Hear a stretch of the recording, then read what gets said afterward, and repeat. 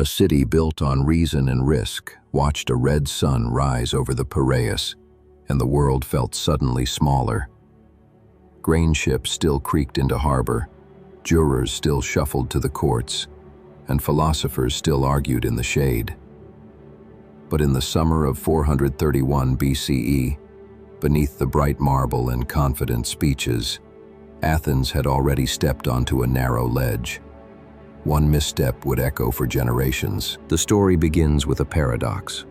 Athens, impossibly noisy, dazzling, improvisational, was at peace with Sparta, a city of few words and fewer luxuries. Their truce was meant to last 30 years. It lasted barely a dozen. The real fracture line was pride. The Athenians had turned their wartime alliance against Persia into an empire of tribute, ships, and walls. Sparta felt the weight of that growth like a hand pressing against its throat. Each new Athenian harbor fort, each coin stamped with Athena's owl, each jury verdict that reached across the Aegean, made war feel less like a choice and more like a correction waiting to happen. In Thucydides' cold verdict, the growth of Athenian power and the fear it sparked in Sparta made war inevitable. Epidamnus and Corcyra, Potidaea and Megara, names that look small on the map, became the fuse. Corinth blamed Athens, Athens blamed Corinth, and Spartan patience wore through. The first blows landed at sea, where black-prowed triremes raced like knife blades across blue water. The Athenians believed their walls and their fleet would make them untouchable. Pericles, the city's first citizen, told them to lean into what they did best. Avoid pitched battles on land, protect the empire's lifelines at sea, and let Spartan fury break itself against stone. It was a strategy of long breaths and clenched teeth. It demanded discipline, an unglamorous kind of courage. Then came something no general had planned for. The city grew crowded as farmers fled behind the walls, and a sickness arrived that didn't care for treaties or great strategies. People burned with fever, coughed blood, lost sight, lost hope. The living dragged the dead, and the dead outnumbered the living. Even memory seemed to rot. The plague took the poor first, then the rich, then Pericles himself. Twice exiled by his own voters, twice recalled, finally carried out on a bier. The courage to endure gave way to a rush to indulge. Savings dissolved into wine and unseasonable feasts under a sky that felt hostile. Athens had planned to starve Sparta of chances.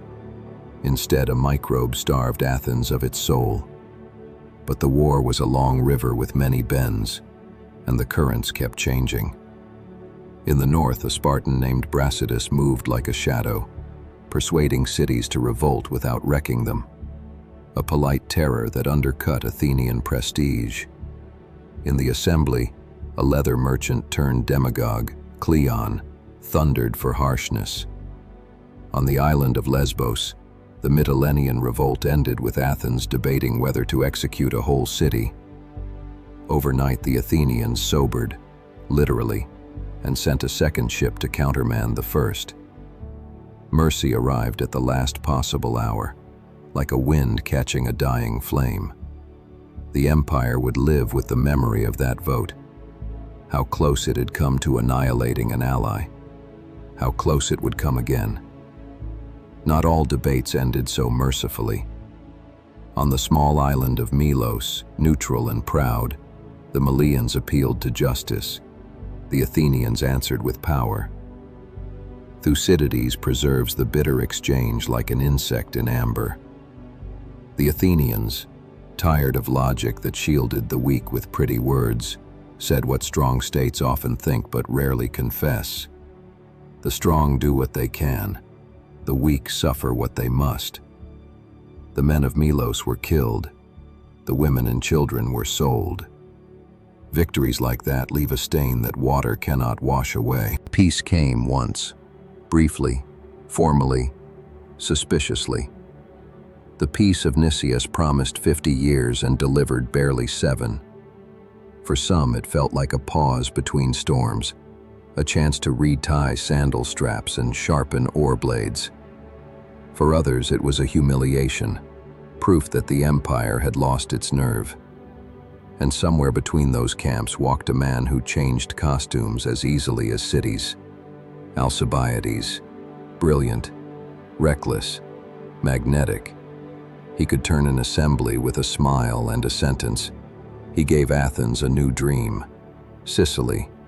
Conquer the rich island of Sicily, he said, and Sparta would be a footnote. It would be a second Persian War in reverse.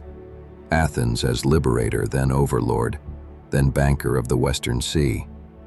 They voted yes. They always voted yes when the future looked grand and the maps obedient. 3 gleaming fleets, thousands of men, a pageant of confidence sailed out by torchlight. Then the night before departure, someone mutilated the city's sacred statues. Faces hacked, noses sheared, eyes gouged out. Superstitious fear met political malice. Fingers pointed toward Alcibiades. He demanded a trial. His enemies demanded his head. The fleet left anyway, dragging doubt like an anchor chain. Halfway to glory, he was recalled. Halfway home, he ran.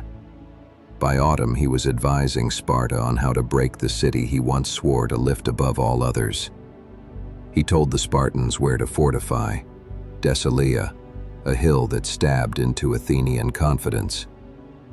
The war grew suddenly close, like a knock you can't ignore. In Sicily, Athens discovered the price of overreach. The siege lines around the city of Syracuse turned to a maze, then to a trap. The general Nicias, dutiful but indecisive, pleaded for either a swift retreat or overwhelming reinforcements. Athens gave him both, too late and not enough. When the moon turned a bright bad omen, Nicias delayed retreat.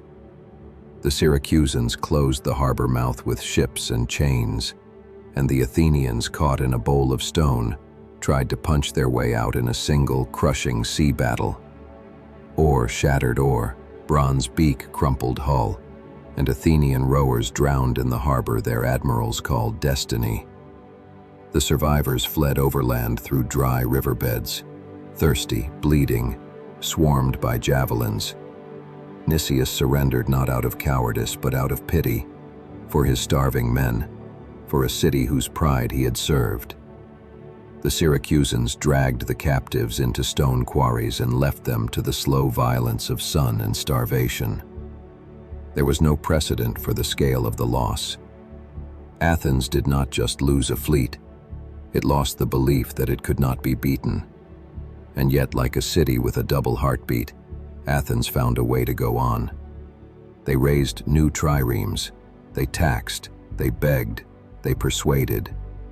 Meanwhile, Sparta did what it had never done well before. It learned the sea. Persian satraps, sniffing opportunity, opened their purses to fund Spartan shipwrights and pay Spartan rowers. Persian gold underwrote Spartan discipline, and together they built a navy to challenge the greatest sailors Greece had ever produced.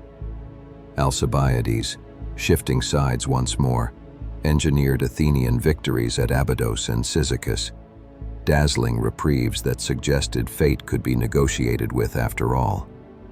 In the streets, hope marched shoulder to shoulder with exhaustion. Politics turned inward as they often do when the horizon darkens. In 411, a group of Athenian elites tried to replace the democracy with an oligarchy. First the 400, then a broader 5,000.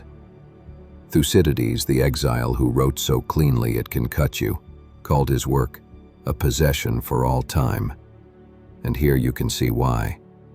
He shows how fear dresses itself as patriotism, how necessity talks like virtue, and how quickly men sell tomorrow to pay for today.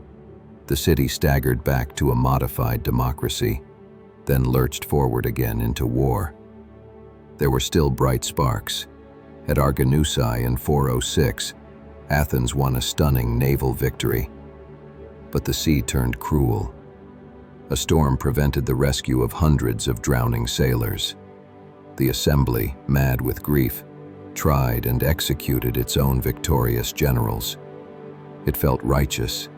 It was ruinous. The state had punished success because success came wrapped in tragedy. In that single decision, Athens robbed itself of skill, experience, and perhaps most dangerously, confidence. The end came not with a single spectacular blow, but with a trap sprung perfectly.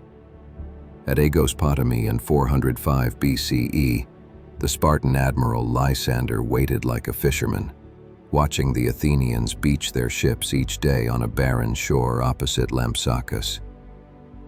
He struck in the window between meal and muster, when crews had scattered. In minutes, the war at sea ended. In months, the walls that had made Athens untouchable were pulled down to the sound of Spartan flutes. Grain stopped. Silver ran out. Hope narrowed to a pinprick. In 404 BCE, Athens surrendered.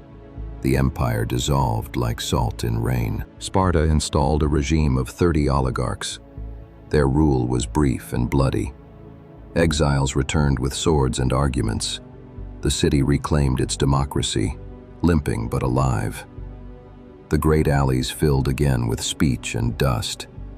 Children learned to read. Old men argued about the war and about who had been right when it still mattered to be right. A generation looked at the long, shimmering avenue from pride to catastrophe and asked the questions that never go out of season. How much safety do we buy when we trade principle for power? How many enemies do we create when we mistake force for wisdom? Thucydides said he wrote not to please the moment but to serve the future, because human nature does not change quickly. The Peloponnesian War is not just a ledger of battles. It is a mirror.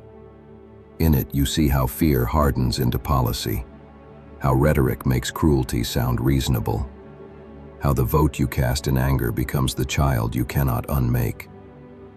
You see the way a city can be both magnificent and reckless, generous and merciless, rational and superstitious on the same day, in the same debate. You also see the stubborn resource that kept Athens from crumbling entirely, the capacity to argue with itself and to change. The same assembly that nearly destroyed Mytilene also saved it. The same people who demanded blood after Arginusae later understood, too late, that justice without judgment is only a more ornate form of revenge. The democracy was flawed, but it breathed. That breath failed under plague and hubris, yes, but it returned.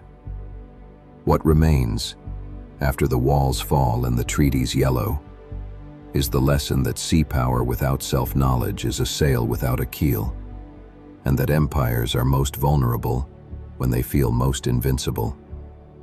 The Peloponnesian War was not won by Sparta's spears alone. It was lost by Athenian certainties that hardened into blind spots. And yet from that loss came dramas, philosophies, and histories that outlived both victors and vanquished. If you stand today on the long walls that once connected city to sea, you can almost hear it. The synchronized thrum of 170 oars, the political thunder of 1,000 hands raised to vote, the whisper of a historian tightening a sentence so it could carry 400 winters without cracking. The story does not ask for your sympathy, it demands your attention. Because somewhere, in a different port with different flags, another city is convincing itself that it cannot fall. And that is exactly when the wind tends to change.